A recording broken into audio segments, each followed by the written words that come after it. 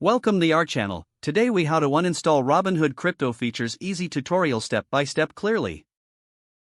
To uninstall the crypto features on the Robinhood app, start by launching the Robinhood application on your device. Ensure you are logged into your account. Locate the account icon, typically found in the bottom right corner of the screen. Tap on the account icon to access your account settings.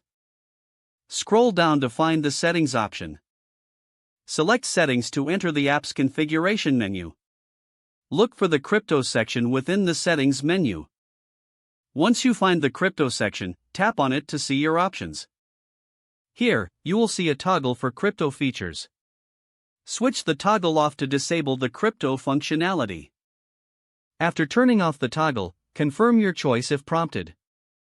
Once you have disabled crypto features, exit the Settings menu. Now, you should notice that the crypto features are no longer accessible on your account. For a complete uninstallation, you may need to delete the app if you wish to remove it entirely. To delete the app, go to your device's home screen. Locate the Robinhood app icon. Press and hold the icon until you see the option to delete the app. Select Delete and confirm your action. Now, the Robinhood app is uninstalled, along with its crypto features. If you ever want to reinstall the app, you can do so from your device's app store.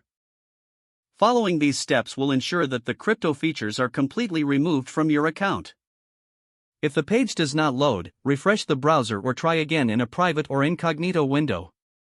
Make sure you are using the correct email address, then retype it carefully to avoid small typos. If your password is not accepted, use the reset option and create a new strong password you can remember. Check your spam folder for verification or security emails, then complete any requested confirmation steps.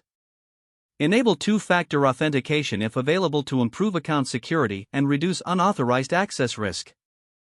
After signing in, review your profile details so your contact information and settings are accurate and current. If you see an error message, note it down and try again after restarting your device and internet connection.